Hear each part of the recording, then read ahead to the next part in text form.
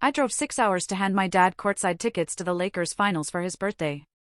At dinner he toasted, "To my lucky son, still a disappointment, but rich now." My mom whispered, "Luxury gifts don't make up for being a loser." I stood up, took back the tickets, and left. This morning, he called me 67 times. Then his boss called too. The steakhouse was quiet except for the soft clink of silverware and the low hum of jazz humming through the speakers. I had driven 6 hours straight, no stops, no music, just the road and a single hope sitting heavy in my chest. Maybe, just maybe, this year, my father would finally look at me with something other than disappointment. I had the tickets tucked into my inner jacket pocket, 2 glossy, gold-edged courtside passes to the Lakers finals. Not nosebleed seats. Not behind the bench. Courtside. I knew he'd wanted this his whole life. I'd heard the stories every year. If I ever made it big, I'd be there. Front row, Jack Nicholson style. Well, guess what? I finally made it. And this was my way of saying, I'm here. I did it. See me. He sat across the table, big hands wrapped around a glass of scotch, his eyes scanning the menu like nothing around him mattered. My mother sat beside him, posture stiff and graceful, face unreadable as always. I cleared my throat, heart thudding like it did before every school report I ever gave, and slid the envelope across the crisp white tablecloth like I was offering my soul. "Happy birthday, Dad," I said, managing a smile. He didn't smile back. He just raised an eyebrow. "What's this?" he asked. "Just open it," I replied. He opened the envelope, pulled out the tickets, and stared at them. For a second, just one fleeting second, his eyes lit up. There it was. The look I'd been chasing since I was 10. But it didn't last. That flicker of pride died as quickly as it came. Then he laughed. Not the soft kind. The kind that echoed too loud and made people from other tables turn their heads. He held up the tickets like he was showing off a gag gift. "Look at this, honey," he called out to my mom, loud enough for strangers to hear. Our boy's finally throwing money around like he's got something to prove. Then he stood up, lifted his scotch glass high into the air like we were all part of his private roast. "To my lucky son," he announced proudly. Still a disappointment, but rich now. Laughter echoed around us. Strangers smiled awkwardly. I didn't. I felt my throat tighten. My skin burned. I looked at my mother, hoping, begging, for her to say something. Anything. Instead, she leaned in, smile painted perfectly on her face, and whispered coldly, "Luxury gifts don't make up for being a loser." And that was it. Something broke in me. Quietly. Not loud or dramatic. Just a clean internal snap, like a branch that had bent too long finally giving up. I stood up slowly. My dad still had the envelope in his hand, halfway to taking a sip of scotch. I reached across the table and plucked it from his fingers. He blinked. "I'll take those back," I said flatly. "What?" "Wait, what are you? I thought maybe this time would be different." I looked at both of them. But I guess I'm the only one who ever changed. My mom rolled her eyes. My dad looked like he wanted to say something clever. But I wasn't sticking around for the encore. I turned, walked out of that steakhouse, and didn't look back. Outside, the night air was heavy and still. I climbed into my car, closed the door, and just sat there. The envelope lay on the passenger seat like a silent witness. For a long while, I didn't start the engine. I just stared straight ahead, through the windshield, watching them finish their dinner without me. Like I'd never even been there. Then I turned the key and drove off. Into the dark. Into the quiet. Into freedom. The next morning, I woke up to 67 missed calls. All from my dad. And one more, unknown number. I let it go to voicemail. When I played it back, my stomach sank. "Hello, this is Richard Gibbons. I'm your father's employer. I was told you had a pair of tickets to the Lakers finals. I'd like to speak with you. Please call me back." That's when I knew this wasn't just a birthday surprise. My dad had plans. And I had just ruined them. I didn't call him back. Not immediately. Not after the 67 missed calls. Not after the voicemail from his boss. I just sat at my kitchen table, coffee going cold in my hands, listening to the silence. It was the kind of silence that comes after a storm, still, but buzzing with unresolved tension. My phone buzzed again. Another voicemail. This time, his voice wasn't smug or mocking. It was panicked. "Son, please, just call me back, okay? I think we need to talk." For a moment, I almost felt bad. Almost. But then I remembered his toast, his voice echoing in that restaurant, calling me a disappointment with a smile. I'd worked for everything I had. No handouts, no inheritance, no co-signed loans. Just me, grinding through late nights, ramen dinners, and failed startups until one hit. I wasn't lucky. I was relentless. And still, after all these years, I was the disappointment. No matter how high I climbed, I was still the kid who dropped out of college to chase a silly app idea. And now, suddenly, he cared?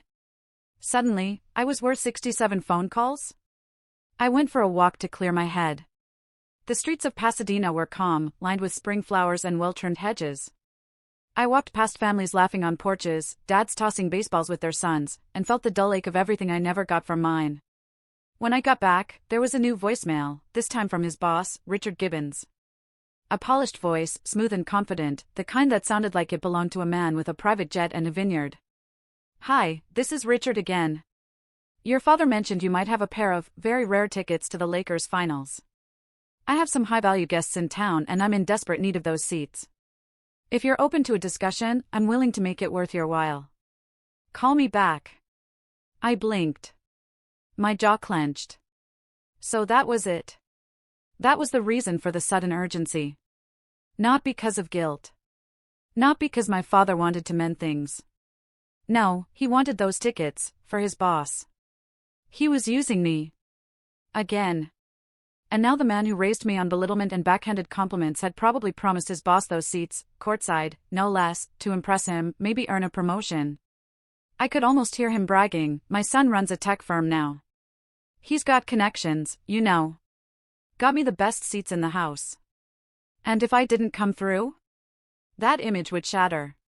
The perfect narrative he built around my success, one that only served his status, would come crashing down. And I'd be the reason. But wasn't that the truth? I'd always been the reason for his discomfort.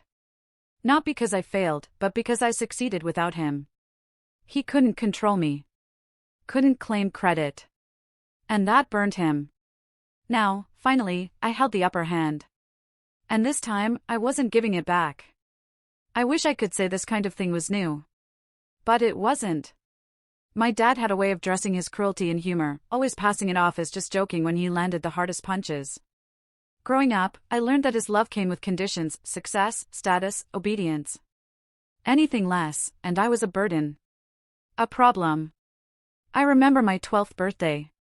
I had spent weeks building a model rocket, carefully following the instructions, painting it, even naming it the Maverick. I was so proud. I ran up to him that morning, rocket in hand, beaming. He barely glanced at it before muttering, "Should have used your time studying instead of building toys." That one sentence crushed me. I didn't touch that rocket again. It sat on a shelf collecting dust until Mom quietly threw it away. My mom wasn't much better. She didn't mock, she dismissed. Her love was like fine china, reserved for display, not for use. She'd pat my head when guests were around, but behind closed doors, she echoed his words. "Why can't you be more like your cousin Dean? Full ride to law school. Now that's something worth bragging about." So I stopped trying to impress them. I started living for me. I left college after my second year, took a leap of faith, and poured my soul into building something that mattered to me. I lived in a cramped studio with paper-thin walls, $8 menu dinners, and coded until my fingers ached. Every failure taught me something. Every late night was a step forward.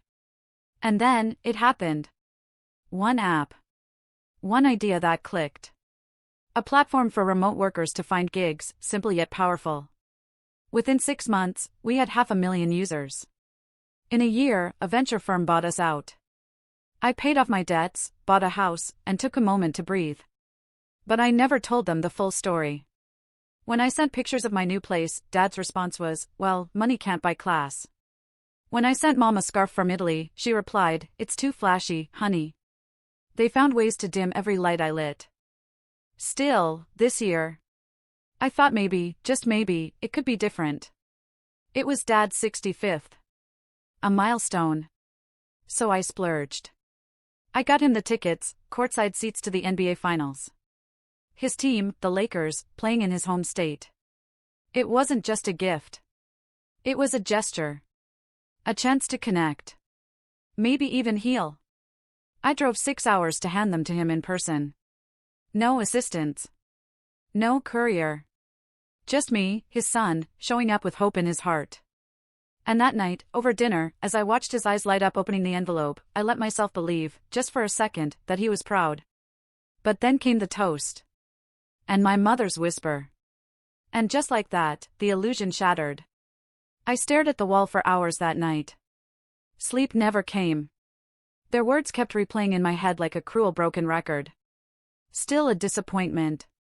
Luxury gifts don't make up for being a loser. It wasn't just the insult, it was the certainty in their voices. As if they believed it, truly and deeply, and expected me to believe it too.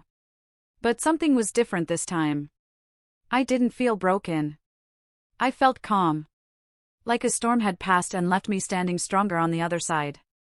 I had given them everything they could never give me, patience, forgiveness, a clean slate.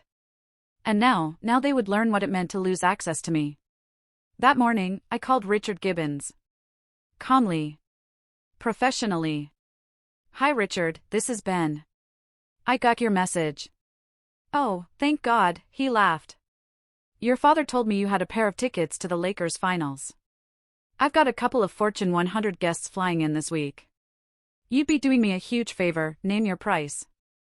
I paused for a beat, letting the silence weigh on him. I actually do have the tickets. But I won't be giving them to my father. There was silence on his end. Oh. I see. I'd be happy to transfer them directly to you, though. Consider it a gift, from one businessman to another. You've got good taste in clients. Richard chuckled, clearly relieved.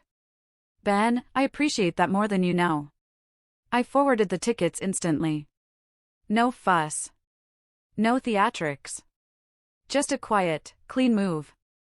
The kind that makes the ground shift under someone's feet without them realizing it until it's too late. Then I made a second call, to Lakers event security. Hi, I'm the original ticket holder for seats A4 and A5 at the finals. I'd like to put a flag on them, only the names on the list are allowed in. No substitutions. They confirmed. Done. Then came the final piece of the plan. I posted a photo on LinkedIn, me and Richard Gibbons shaking hands in front of a downtown conference venue, captioned, "Great meeting today with one of the sharpest minds in media. Grateful for the opportunity to build new bridges. #NBA Finals #leadership. That post got hundreds of likes. A few news people picked it up. But more importantly, my father saw it. How do I know? Because 5 minutes later, my phone lit up. Dad, what did you do? Me, handled things. Dad, you're messing with my job, Ben. Me, no. I just stopped letting you take credit for my success. The typing bubbles blinked on and off, like he didn't know what to say. For once, he had no script. No quick comeback. Just silence. And for the first time in my life, I felt taller. Not because I had more money, not because of some power play, but because I had chosen myself. My peace. My worth. They taught me what cruelty disguised as love looks like. Now it was time they learned what boundaries built on self-respect felt like. The day of the game had arrived, and everything felt electric. The city was alive with energy. Cars honked as people zipped through downtown, dressed in their Lakers gear. The stadium was lit up like a beacon, a golden and purple glow surrounding the entrance. Inside, the courtside seats, once reserved for my father, were now occupied by Richard Gibbons, my father's business associate, and two of his high-profile guests. They were smiling, laughing, drinks in hand, enjoying the luxury of the moment. Meanwhile, I was in a private suite high above the court.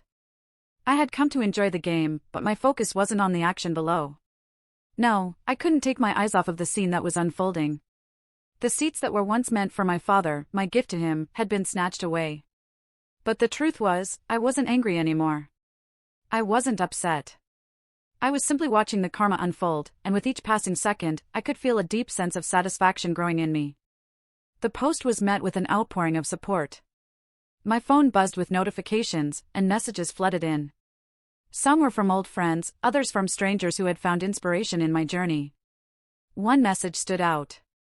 It was from a woman who told me that her son hadn't spoken to her in years because of her mistakes as a mother. She said my story gave her hope that someday, they might reconnect. I didn't know what to say. But something about it struck me, because it reminded me of the moment I had with my own father. I thought about how my life had been a mirror of so many others, people trying to prove their worth to someone who would never be satisfied, someone who would always find a reason to tear you down. But in letting go of the need to please them, I had finally found peace. I didn't return my father's calls. I didn't answer his voicemails. I let the silence speak louder than any word could.